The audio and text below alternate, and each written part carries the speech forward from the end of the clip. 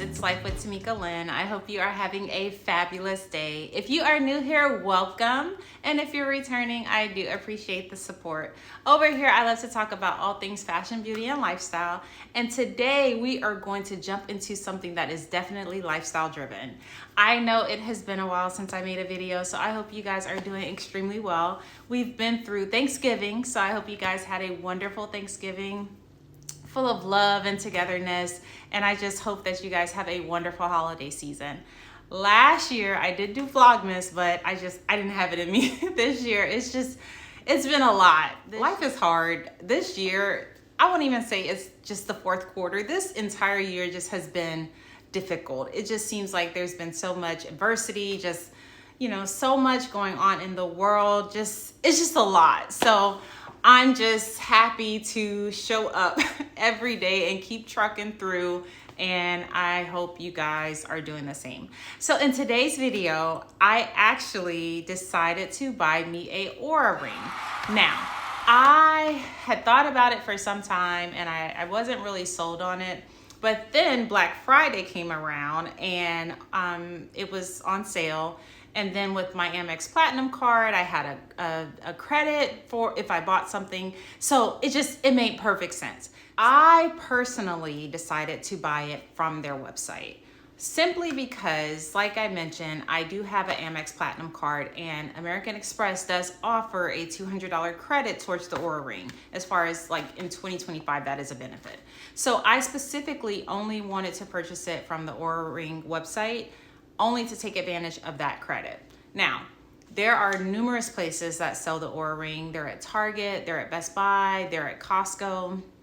So you do have other options. If you want to hear about the whole sizing and things that are good to know when you're picking out a size ring, definitely stick around. I'm gonna tell you guys all of the stuff that I had such a hard time finding and doing my research. I watched so many videos, I was on so many forums and blog posts, just trying to figure out what to order, so stick around if you want to hear all about that and know what to do going forward. The day I bought it, it was their Black Friday special. So the ring was originally $349. However, for Black Friday, it was $100 off. And then with my $200 credit that I eventually got back from American Express, it technically made the ring $49 plus tax, which is why I went ahead and said, okay, now it's time to go ahead and pull the trigger and buy this thing. Now, when I went online, I selected the finish that I wanted as far as the metal, but I did not select a size. Instead, I opted for the size, the ring sizing kit. And we're gonna talk all about this kit because it's so very important before you decide on the actual size ring to order. So I fulfilled my order, went ahead and paid for it. I selected to have, the ring sizer kit sent out to me, and then basically it was processed. This was mailed out to me, and then my account kind of stayed in a hold status until I actually told them what size ring I really wanted. After I placed my order, I want to say it maybe took 2 days to receive the ring sizing kit. Could be 3. It was either 2 or 3 days. Once I got it, I opened it up and this is how it looked. Now, this is for the Oura Ring 4. That's the newest ring they have out. I had never, like I said, tried it on. So I took my time with this, and I'm gonna go over all of the, key things that I thought was information that was extremely helpful in helping me choose the right size. So when I received it, I, definitely looked at the box, but one of the first things I noticed is there is a QR code on the back. And basically this QR code, if you open it up, it's a video, and it basically tells you about, the Oura ring, how to figure out your right size, but it's not extremely informative, especially for some of the issues that I personally was running into. So that's why I thought this would be such a great video to make. So when you take the ring sizer out of the box, there's actually 12 different options, and the ring sizes go from 4 up to size 15. Now, it is recommended that you wear the ring sizer for at least 24 hours so that you can try to determine your right ring size. I'm going to tell you, I wore these things for almost 2 weeks. I switched fingers. I did different sizes because I was in between on sizes. So I really took advantage of trying to make sure I was doing my due diligence so that I could order the right size so I wouldn't later have to worry about ordering a different size and returning, the original one that I received. So I took my time, and in doing that, I hope that you find some value in this video, because these are the things that I personally was looking for answers on, and I couldn't really find them. So first, the thing is with the Oura ring, it's described as needing to be a snug but comfortable fit. What you will find is that not everyone, it doesn't fit like a regular, fashion ring. It doesn't fit like that whatsoever. So while you may be like a 6, for instance, in your wedding band, it's not a guarantee you're gonna be a size 6 in the Oura ring. So that's why it's very important to try to determine your size before you order. Now, let's discuss some of the sizing tips and the recommendations I'm gonna give you with us. First off, you have to decide what hand you want to wear the ring on. Now, in some of the forums that I read, it is highly recommended that you use your non-dominant hand. For me, I actually chose the opposite, and I'm going to use my dominant hand, only because I appreciated the fit more on my dominant hand. So once I figured out what hand I was gonna use, then next I was able to figure out what finger would make more sense. Now, for Oura ring, they do recommend that you use either your index, your middle, or your ring finger, whether it's your left or your right hand. I swapped back and forth. It was so funny. Like, I wore the ring so long, at first you would have thought like it was a piece of jewelry for me, because I literally wore it like every day. I would say this. So let's start out by playing with the ring so I can kind of explain what I'm talking about. I initially thought I would absolutely want to wear it on my index finger, because when you see like pictures on social media, etc., you normally see people with the index finger. So I thought maybe the index finger would work best for me. But what I noticed is like it would get in the way, like it made it hard to do certain tasks, meaning these are plastic. So these ring sizers, they're plastic, which that affects what you're doing. So like I would hear it clinking on like my mouse for my keyboard. Sometimes it made it hard to open objects or items. So I felt a little bit like on the index finger, it might have gotten in the way. So like the first day or two, I did the index finger. Then I moved to the middle finger, which I did like the placement of the middle finger.